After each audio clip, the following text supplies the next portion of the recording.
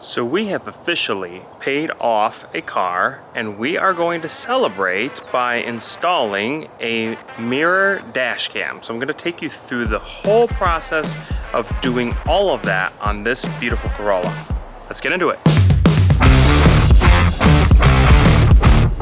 What is going on, everybody? Welcome to another video. So here I am with our 2010 Toyota Corolla, one of the cars that started it all for our car rental business, and we have officially paid off that car. So we are going to celebrate today by installing a mirror dash cam, and I have it right here in my hand. This is the AutoVox V5 Pro, and it is actually a really nice camera. We have one similar to it, actually basically the same exact one in my 4Runner. So we're going to take this and install it in the Corolla, and I'm going to tell you a little bit about why. So obviously back in those days, a lot of those cars didn't come with the features of today. Did not come with the reverse camera, did not come with blind spot mirrors. A lot of that stuff was considered a luxury rather than a must-have, and some vehicles still have them as options rather than standard. So before we put this car out as a rental, I did install a radio that included a backup camera. So this car does now have a backup camera, which is a nice feature for a 13-year-old car. Now we are going to install the dash cam, which has a 180-degree camera, so it will allow you to see in your blind spots. It will also record front camera, and it will record in the rear as well. The overall video quality is really nice. So what we're gonna do is I'm gonna show you what's in the packaging. I'm gonna show you what the install is going to look like, and then you're gonna go with me through the whole install from start to finish. Now I wanna make sure and let you know before I get into the contents of this box that I purchased this with my own money. This is not a paid sponsorship or anything like that. This is a product that I've used that I highly recommend for you all to use, and the install is actually fairly easy. So the first thing that we have here are a couple of supplemental pieces, owner's manual explaining the warranty as well. Here is the actual dash cam with the mirror attachment. So there's a plug that will have to go into the dash cam, but there's the front camera as well. And if we remove the part that contains the mirror, we have other components. We have a GPS that will plug into the mirror as well, so that will have to get installed. We have one of the brackets that holds the camera on. Now this is part of the wiring, so there is a plug that the camera will go into. There's a plug for the audio, there's also ground, and we'll get into what all of these wires do here in just a minute. We also have a secondary wire that everything will plug into, as well as somewhere in here right there is a fuse tap. So the fuse taps will go into the existing power. And then this is the rear camera that's going to be mounted onto the back of the car. So let's go to the car real quick and I'll show you how everything is going to work. So basically what we're going to do here is we're probably going to mount the camera using this existing screw that's onto the license plate frame. Actually probably this one here so the registration sticker isn't obstructed. And we will feed the wire up. We will look to see if there is a hole that I can feed in through right here. And once I do find wherever I'm gonna feed it in through, we can also cover some of that with silicone to prevent any water from getting into the car. We have to remove this cloth from the trunk. The wire will come back through here and it will feed down through into the cabin this way. It's eventually going to be coming out somewhere around the seats right here, and then we will run the wire all along the trim right here underneath the B-pillar. We will run it right along this trim piece underneath, and the fuses are actually right underneath here, so we'll be able to just feed them into the fuses. Let me see if I can get it down there so you can see where the fuses are. There they are right there. So we will find out which fuse we're going to be tapping into, and then we have more wires that we're going to have to feed up through the A-pillar and across the headliner, and then ultimately to the mirror where it's going to be powered. So it sounds like a lot of work involved, but in all honesty, it's actually a pretty easy install and it does not take a very long time. So at this point, what we're going to do is we're going to start in the very back with mounting the camera, and we will feed the wire through and then take everything from there. So the first thing that we're going to be doing is removing these pieces. You have to be very careful. Mind you, a lot of these are very old, so if anything breaks, then you just have to be prepared for it. Maybe buy some extra trim pieces if you're worried about them breaking. But we're just going through and removing little bit by little bit here.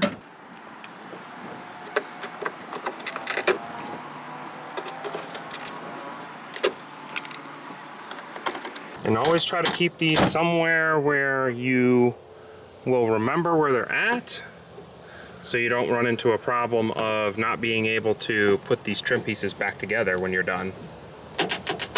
And that is the last piece, and off goes the carpet for the trunk. All right, so we have the camera out of the box, and it does come with an existing mount that you can remove this adhesive and stick it up to the top. I personally like this other one a lot better because it has a screw hole where you can just put it right on the back of the car and attaches to the license plate. So what we're gonna do is there are two small screws right on the side here, and we're gonna remove those and we will put them on the other bracket, and we will use that one instead. Now be very careful when you go to remove these screws because they are super small and they can fall.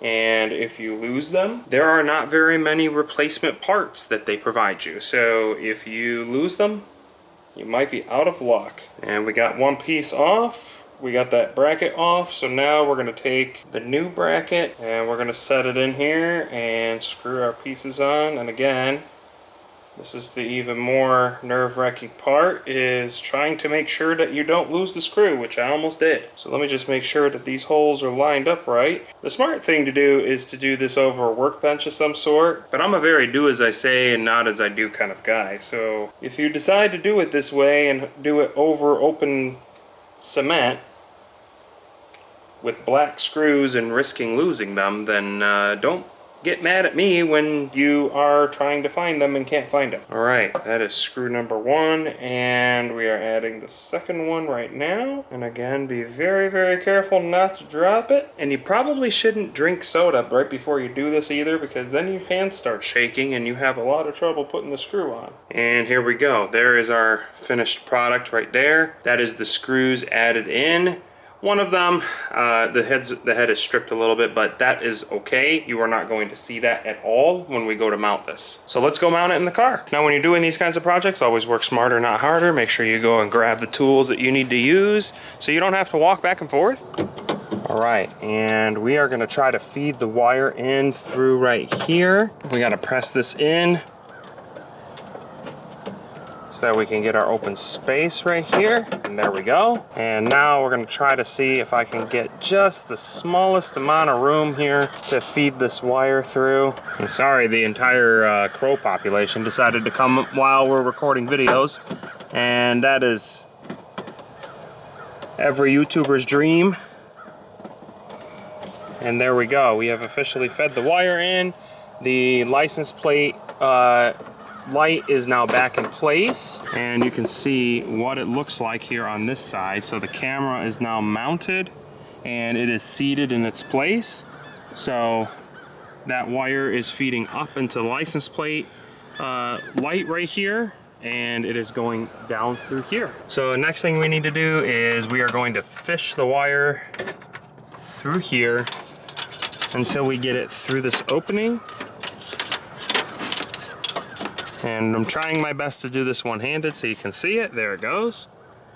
And we're just gonna pull it right through. And just like that, we're basically ready to place that carpet back in place that was on the trunk liner here. So now we're about ready to get to the next part of the wiring. So let me show you that real quick. So here is our connection point. So we're just gonna take the camera plug and this one right here, and we're going to put them together, just like so. And they are now together. Now there is an option right here with this red wire to plug into the reverse light if you wanted to do a reverse camera. I already have that set up on this car, so I'm not really all that concerned in wanting to actually get that set up. So the next thing we're gonna do here is we're just gonna feed this wire into the car. All right, so now we're gonna go to starting to pull some of these panels off and seeing what needs to come out in order for me to feed this wire through. So we've popped the seat and we're gonna pull that back. It's actually a plastic piece right here that can easily come out. And we don't need to fully remove it. We just need to have it pulled out enough for me to be able to see the wiring feeding through so I can see it. And so I fed the wire through this small opening in hopes that I am going to see it, which as of right now I don't, but that doesn't mean that I have done anything wrong.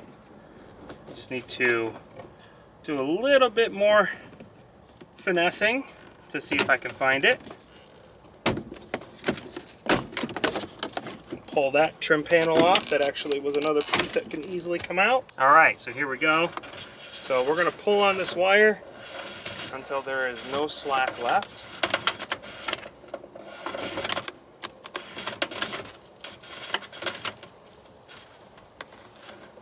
And I'm checking in here, and we almost got it all. And there we go. So now we could take the wire and feed it along the side right here. And our goal is to hide it all. So we do not want any of this to show. And there's actually a place right here where some wires are being fed. It's a little plastic piece, so we're gonna take that and shove it into there. And seeing as we're basically done over here, I'm gonna pop these two trim panel pieces back in, because I don't want to get too far in the weeds to the point that I don't remember where things go.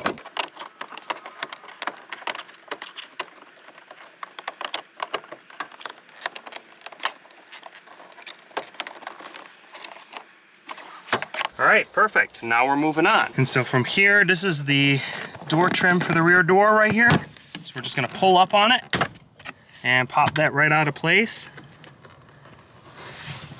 And you can see the wire loom right there for the wiring harness, so we're gonna feed this down into there. And look at all this extra wire we still have. So still plenty here. And so now we are in the front seat. We're gonna pull this trim piece out. And what we're gonna do is we're gonna go from the back, we're gonna feed the wire directly through here. I'll try and see if I can move this camera a little bit so you can see. We're gonna feed the wire right through this hole here and then have it come straight towards this last trim panel piece right here. So let's go ahead and try that real quick. All right, so maybe I'm gonna have to pull this piece out a little bit just so I can get some access to it. And there we go, look at that. So we're gonna pull on this until there is nothing left. Really, your goal is to try to take away all of the slack while it's coming in through here. And if there's any left over, then we can easily zip tie it, because we're likely going to end up with extra wiring here. And we're just cleaning up all the wiring, making sure it's not sticking out anywhere. We did have a piece of the B-pillar that snaps in, pop off. So we're gonna try to push that sucker back into place and pop our B-pillar back in. There we go. Perfect. And again, same thing right here. We're gonna slide this through and hopefully not break anything. This car is 13 years old, so you gotta be a little bit gentle with it. This is not a 3-year-old car. It will have some signs of age. And there we go. And here's why I said we're going to probably have a lot of slack, and we're gonna have to zip tie some stuff together, because we are at the front of the car. We don't require much more before we have to start plugging into our fuses, and we have a lot of wire, a lot. So what we're doing here is we're going to take this connection and put that together, like so. So that part is done. We have our ground. We have to figure out where we're gonna put this. Most reasonable would be probably right here, right underneath this nut. And then we have our accessory fuse, which is right here. And then we have our battery plus fuse. So one of these is going to be plugged into a fuse that runs on accessory power only, and then one of these is going to be a constant. And then you have your plug for your GPS wire, which is right here. So that's gonna have to come through here as well. And then last but not least, we have this part, which is going to be what's going to the camera itself. So next we'll be going underneath the fuse box, into the fuse box right here, and figuring out which one of these plugs I want to tap into. All right, so here is the update. So we have everything tapped in. So if you look underneath here in the fuse box, you can see all the wire taps right there. And the wire is now going up the A-pillar and it's sticking out. So now the last thing that we need to do is remove the mirror and attach our new one. And yeah, I do have a child that I'm looking after. So we will work on that next here.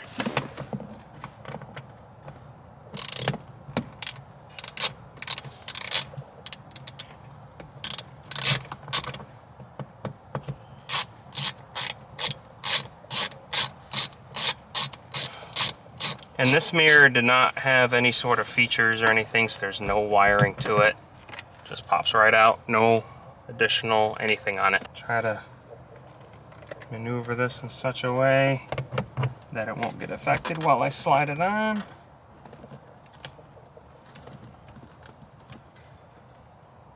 Make sure it's on all the way. And we will tighten that up and plug this in.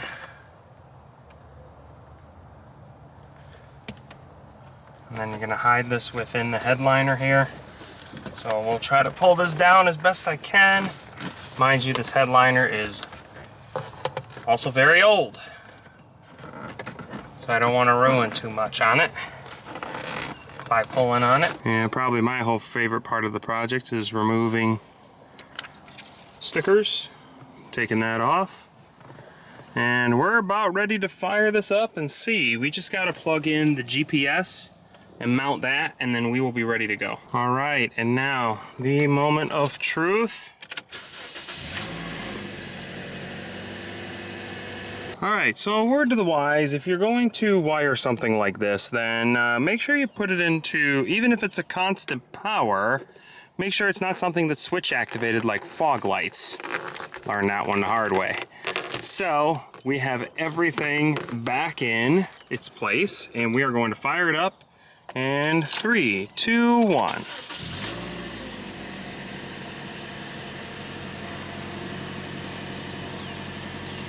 Oh, come on.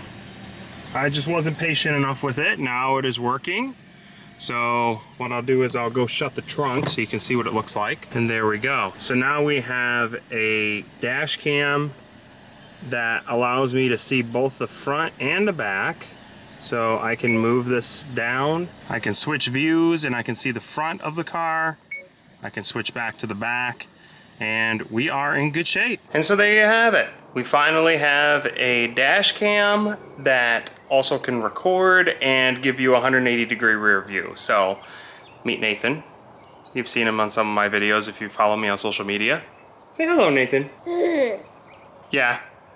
He can see himself. Now that is going to do it for today, everybody. Thank you so much for watching. If you like this content, please give it a big thumbs up and consider subscribing if you enjoy following our business and following the journey as we work to be a successful business and something that maybe this guy will run one day. Don't forget, if you are looking for a rental and you are in the Jacksonville area, make sure to visit achurentals.com. We have everything from small compact cars to giant minivans. Have a great day, everybody. Say bye-bye. I'll force it.